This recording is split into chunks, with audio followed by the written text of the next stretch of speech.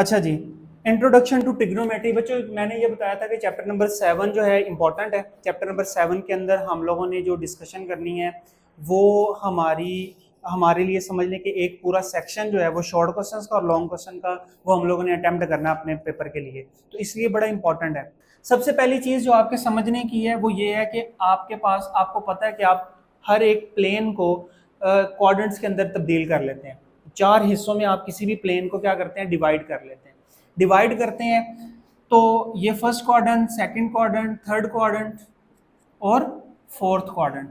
ये जो क्वाड्रेंट्स हैं इनसे होता क्या है, अगर कोई बॉडी लीनियर मोशन कर रही है या तो वो एक्स एक्सिस पे मूव करेगी, अगर वो या तो वो ऊपर की तरफ यानी कि वाई डायरेक्शन की जानिब मूव करेगी। ये दो तरह की डायरेक्शंस हो सकती हैं। लेकिन अगर वो बॉडी किसी सर्कल में मूव कर रही है तो फिर उसकी कौन सी डायरेक्शन है हमें इसके बारे में नहीं अंदाजा। फिर उसको हमें समझने के लिए हम लोग इन चीजों का सहारा लेते हैं। तो अभी आप देखें, अगर फर्ज करें कोई बॉडी इस जगह पे मौजूद थी और वो ट्रेवल करके इस जगह पे आ जाती है, तो मुझे अब यहां से सेंटर से अगर इसका डिस्टेंस मालूम करना है तो मैं इस तरह से मालूम करूंगा। इसी तरीके से अगर वो अपनी सर्कुलेशन इस तरह से मुकम्मल करती है, मैं किसी भी एंगल पे किसी भी जगह पे क्या कर सकता हूं उसका। तो सबसे पहली चीज जो हम लोग इसमें अब पढ़ने लगे हैं वो है जी measurements of an angle. Angle की मेजरमेंट हम किस तरह से करें, क्योंकि बच्चों जब भी हम लोग किसी सर्कल की बात करते हैं ना, तो इस सर्कल को जब एक प्लेन के अंदर हम लोग डिवाइड करते हैं तो उसके 4 हिस्से बन जाते हैं। अगर मैं इस सर्कल के इस पोजीशन को ए कहता हूं और कोई बॉडी इसके पोजीशन बी पे आती है, तो बच्चों उसने डिस्टेंस तो ये ट्रेवल किया है, लेकिन यहां साथ साथ उसने सेंटर से क्या चीज चेंज की है, अपना एंगल चेंज किया है। ठीक है, हम यूजुअली इस लाइन को रेफरेंस लाइन बोलते हैं, एक्स एक्सिस, या इस लाइन को रेफरेंस, कोई भी लाइन को आप इन चारों में से रेफरेंस के तौर पे ले लेते हैं। एक सर्कल के अंदर कितने एंगल्स होते हैं, 360। कितने होते हैं, 360, 360 डिग्री एंगल्स होते हैं। अगर इसको यहाँ जीरो से स्टार्ट करें ना, तो जीरो से लेके अगर यहां तक आए तो ये आपके पास 90 डिग्री, यहां से आगे चले तो ये 180 डिग्री, और इससे आगे चलें तो ये 270 डिग्री, और उससे आगे अगर आप यहाँ पे वापस आए तो ये कितना, एक कंप्लीट सर्कल जो होता है वो कितना बनाता है, 360 डिग्रीज। 9th क्लास भी अभी ये पढ़ रही है, ये आपकी दोबारा रिवीजन भी हो रही है एक तरह से, अगर आपने समझना है तो समझ सकते हैं। अब हम लोग एक्स एक्सिस में क्या कर रहे हैं, 0 डिग्री से स्टार्ट किया था, जो जो हम आगे बढ़ते जाएंगे एक एक डिग्री का फासला आता जाएगा और हम पूरा अपना सर्कल मुकम्मल करके 360 तक पहुंचेंगे। एक चीज और मैं बता दूं कि इन दोनों के दरमियान, इन सब के दरमियान में 90 डिग्री का फर्क है। 0 और 90 में दोबारा 90 ऐड करें तो 180 में दोबारा 90 ऐड करें तो 270, एंड देन फिर 90 ऐड करें तो 360। ये एंगल रिवर्स भी हो सकते हैं, लेकिन रिवर्स में जब होगा तो एंगल जो होता है वो क्या हो जाता है, नेगेटिव हो जाता है। ठीक है, अगर आपको कोई ये अब क्वेश्चन आ जाए कि मुझे बताएं कि 30 डिग्री एंगल कहां पे है, तो मुझे बताएं कि आप इसको ढूंढ सकते हैं या नहीं ढूंढ सकते, ढूंढ सकते हैं। 0 से लेकर 90 डिग्री तक इस एक पहले क्वाड्रेंट में चीजें मौजूद हैं, तो अगर 30 डिग्री 0 और 90 के दरमियान में ही आएगा ना कहीं पे, तो इसका मतलब आप कहेंगे फर्स्ट क्वाड्रेंट में ये जो एंगल है वो लाया करता है।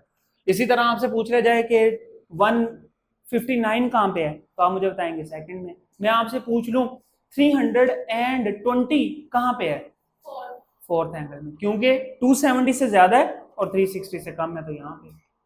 आपको मैं अगर ये पूछ लूं बच्चों कि 510 एंगल कहां पे है, फिर आप क्या करेंगे, 510।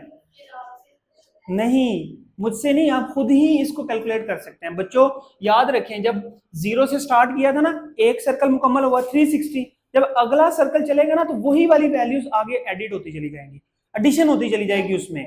ये देखो 360 में 90 दोबारा ऐड करें,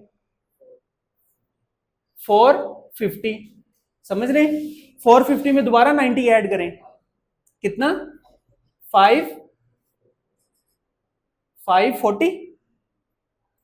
तो देखें, अब आपको मैंने कहा था कि 520 कहां पे है, तो आपको पता चल गया होगा कि 450। अब समझ रहे हैं कि ये एंगल्स चलते जाएंगे। असल में जो सर्कल होता है, हम समझते हैं एक सर्कल ही वो एक ही जगह पे घूम रहा है, असल में सर्कल इस तरह से नहीं घूमता, सर्कल इस तरह से चल रहा होता है। ठीक है, यानी कि ये सारी सेम वैल्यूज हैं। अगर एक स्प्रिंग को देखा जाए तो वो इस तरह से होता है, आप घूम सर्कल में रहे होते हैं, लेकिन जैसे जैसे आप ऊपर की तरफ जाएंगे वो ऊपर जाएंगे, जैसे जैसे नीचे की तरफ आएंगे वो नीचे भी आएंगे। ठीक है जी, तो ये हमारा इसके अंदर बेसिक कॉन्सेप्ट था। अब मैंने आपको जो क्वेश्चन नंबर 1 है 7.1 का, उसके बारे में सारे इंट्रोडक्शन दे दिया है, उसके बारे में मैंने आपको बता भी दिया है। अब उसका क्वेश्चन करने की कोशिश करते हैं और देखते हैं कि 7.1 हम सॉल्व कर सकते हैं कि नहीं। डस्टर कहाँ है? 7.1 क्वेश्चन नंबर 1।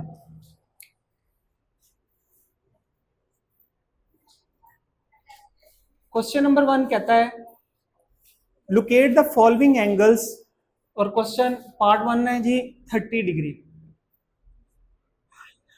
बता सकते हैं कहाँ है? फर्स्ट क्वाड्रेंट में। तो कैसे सॉल्व करेंगे आप लोग? 22 1/2 डिग्री लिखा हुआ है।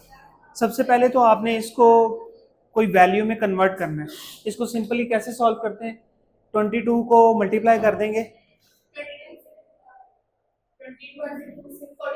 और ऊपर वाली वैल्यू में प्लस कर देंगे, 244 आ जाएगा और 45 हो जाएगा, प्लस 1 करेंगे तो ये आपके पास ये वैल्यू आ गई।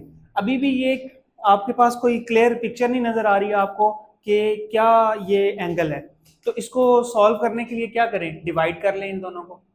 वैसे तो आप कैलकुलेटर से भी कर सकते हैं और अगर चाहें तो ऐसे भी। अभी देख लेते हैं इसको, ऐसे ही होगा, क्यों नहीं होगा। 4 और यहाँ पे आ जाएगा 5 और 2 2 ज़ा 4, यहाँ पे आ जाएगा 1, पॉइंट लगाएंगे, 0 लगाएंगे, 2 5 ज़ा 10, तो वही 22 एंगल एंड हाफ 0.5 ये आ जाएगा फर्स्ट क्वाड्रेंट में, यहाँ पे कहीं पे करेंगे 22.5। तो बस हमने क्वेश्चन नंबर 1 हमारा सॉल्व हो गया। हमें पता चल गया कि हमने सिर्फ उसकी ना लोकेशंस निकालनी है। अब आप ये कैसे निकालेंगे? -120 कैसे निकालेंगे? -120, हाँ जी।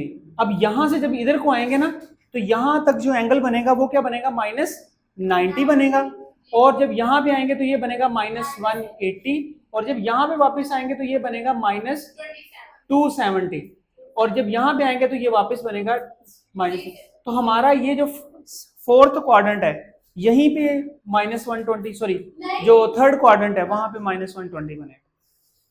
इसी तरीके से जो अगला क्वेश्चन है -60 वो भी यहाँ पे फोर्थ क्वाड्रेंट में आ जाएगा, जो 7th क्वेश्चन है वो भी इस क्वाड्रेंट में आ जाएगा, और इसी तरीके से जो माइनस वाले हैं वो सारे हो जाएंगे। तो ये कल